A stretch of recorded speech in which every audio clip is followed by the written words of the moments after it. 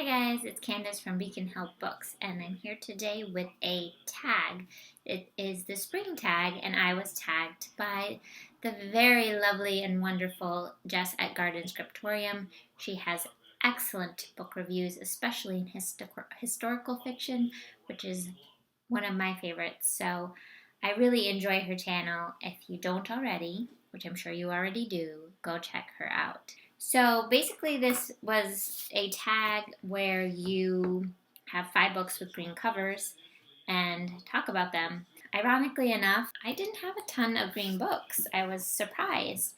There was a time in my life when everything I owned was green. When I lived in Vermont, they just make everything green there. But really, honestly. So I'm going to go back a little bit with this. The first book that I picked was Snowflower and the Secret Fan by Lisa C. This was first published in 2005. This started my love for Lisa C. It's about 2 girls in 19th century China. It starts off when Lily is 7 years old and she gets paired with they call them Loud Tongue, which is like an old saint. They become very close friends and basically, then they become pen pals. And what was cool is that they write to each other kind of secretly on a fan. And it's in a secret language that the Chinese women created called Nushu to be able to speak in secret. And the two girls, they grow old together and they share all the pains of growing old, and these are emotional pains and growing up and having your parents arrange a marriage for you, and then physical pains such as getting your foot binded.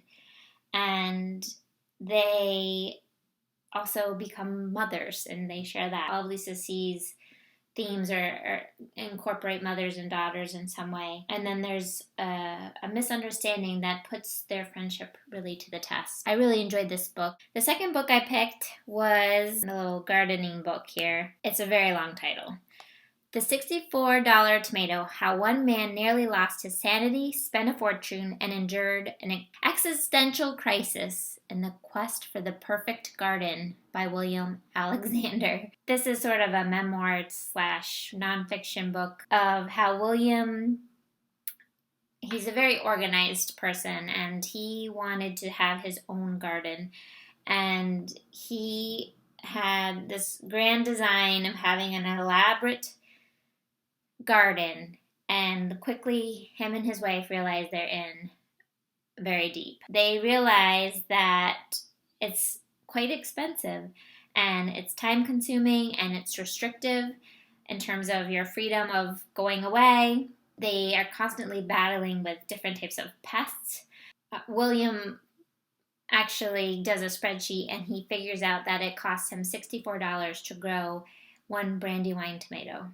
I really did enjoy that book a lot. The third book I picked was Ishmael, An Adventure of the Mind and Spirit by Daniel Quinn. I talked about this quickly in another one of my videos, and I read it when I was in high school, so it's definitely a reread, one my father gave me to read, and it's a very spiritual book. I haven't even read the second one. I didn't even know there was a second one. I'm just going to read you. I think it does a great job of explaining when I read you this part. It says, teacher seeks pupil, must have an earnest desire to save the world, apply in person. It was just a 3-line ad in the personal section, but it launched the venture of a lifetime. So begins an utterly unique and captivating novel. This person answers the ad and he walks in and there's just a gorilla in the room. This book received the Turner Tomorrow Fellowship for the best work of fiction, offering positive solutions to global problems. Daniel Quinn parses humanity's origins and its relationship with nature in search of an answer to this challenging question: how can we save the world from ourselves? I really loved this book and I'm going to reread it again. I highly recommend it for anyone that likes those types of spiritual and how can we improve ourselves or the world type books. The next book I haven't quite finished yet, but like I said, I'm running low on the green books, so I'm going to pick Lincoln in the Bardo by George Saunders. I am up 63% done of this book, so I don't know the ending yet. For those of you who don't know, this book is about Willie Lincoln, who is Abraham Lincoln's son's death and he's residing in this state of Bardo, Bardo is a Buddhist term for the state of existence between life and death. Now with Buddhism, it would be even and rebirth. I don't know if that comes into play here or not. Willie is stuck in this Bardo by his gravesite, and it follows Willie, but mostly other people in the cemetery, and how they're trying to help Willie pass on from this Bardo state. And if you aren't aware, it's told in all of these little snippets. George takes a lot of them from, like this one, for instance, is from Team of Rivals, The Political Genius of Abraham Lincoln by Doris Kearns Goodwin. And some of the facts are even contradictory to themselves. And Saunders has a really great sense of humor.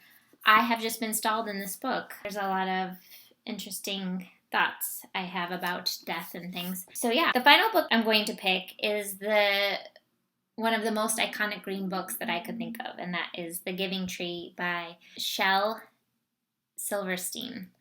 And it was so funny. When I looked this up, I didn't even know that this in Wikipedia, it says that this book is one of the most divisive books in children's literature.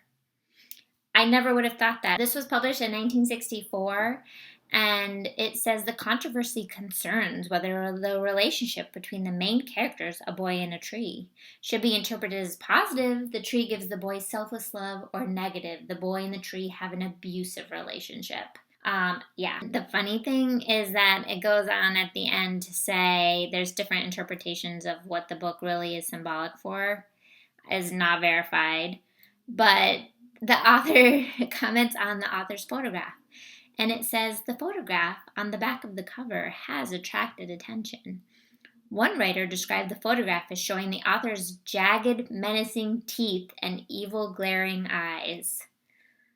Yay. I do wonder why they picked this picture for the book. I have such a fond place in my heart for any of Shel Silverstein's works. His imagination opened up so many doors for me, and going out and playing outside, thinking of his poems, brought me to many good memories I have. That's my tag. If anyone feels like doing this, please do it. Let me know if you have a favorite green book, because obviously I need to get some more green books. So happy reading, everyone.